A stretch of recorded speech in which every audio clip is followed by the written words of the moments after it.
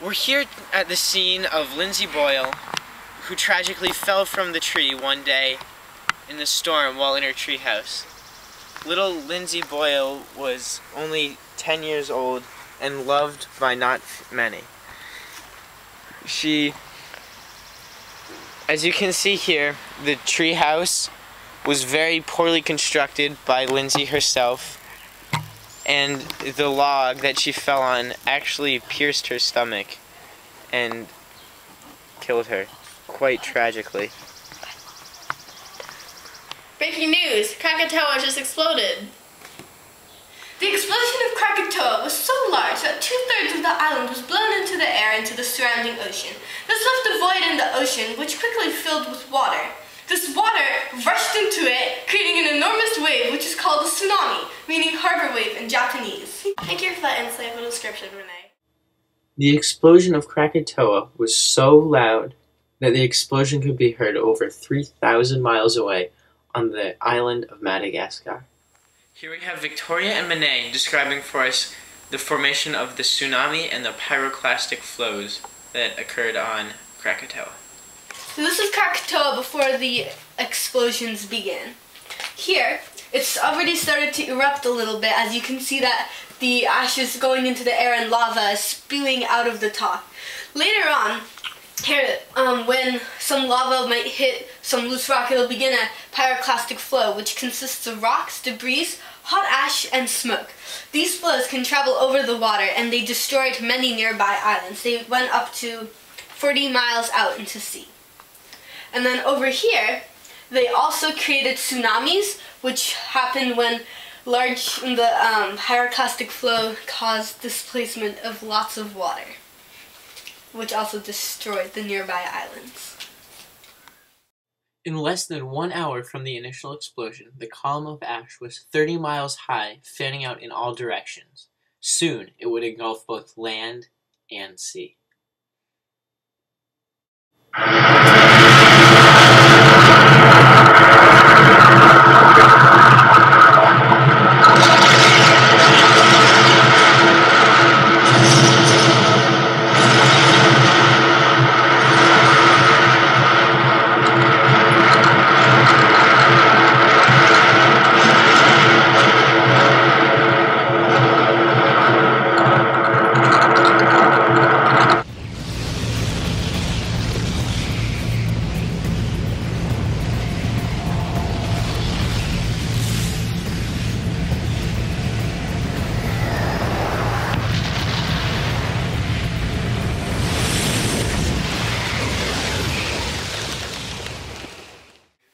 After a few days of eruptions, Krakatoa exploded and 2/3 of the island was gone, creating a caldera, so water rushed in, filling the place of the void, and then collided together, splashing back out, creating 130 feet tsunamis traveling at a speed of 700 miles per hour. And here is Josh Mann, the science fan, with MNH News. Olympus Mons, that's a pretty big volcano over there. 1 second. Oh, hey there. I'm Josh Mann, the science fan. I'm a professor of volcanology at PIEA. I'm here to explain in detail how the volcanic eruption at Krakatoa occurred. Krakatoa is found on a subduction boundary, which is where the Indo-Australian and the Eurasian tectonic plates collide. The Indo-Australian plate is being subducted beneath the Eurasian plate.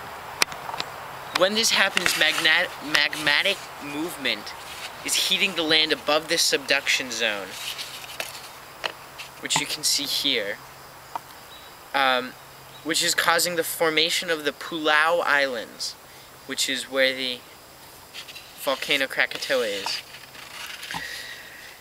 These conditions are ideal for the construction of a composite, also known as a stratovolcano, which is what Krakatoa is.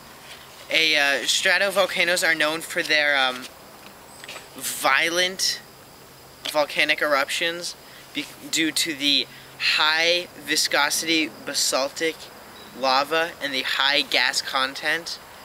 As the high gas content builds up more and more, the potential for the explosion of this volcano increases until such a point as the lava can no longer hold it and it explodes.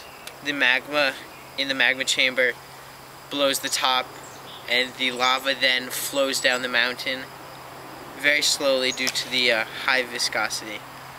And this is a very violent eruption which ended up actually blowing off 2/3 of the island of Krakatoa, leaving what is now Anak Krakatoa, meaning the new Krakatoa.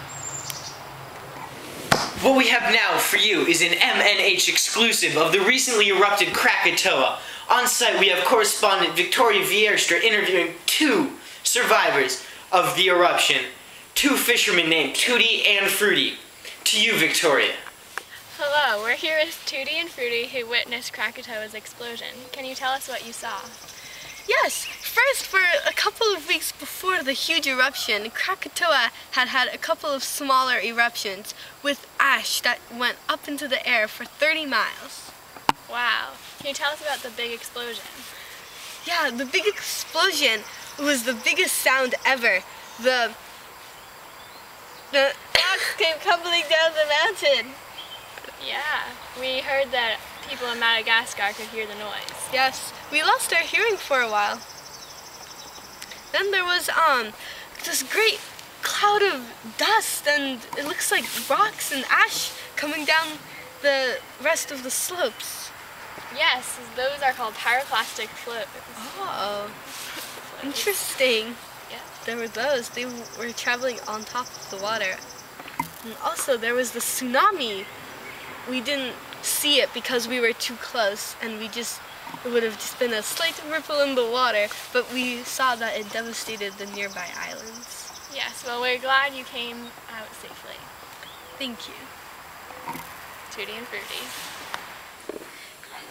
Thank you for joining MNH News. See you next time!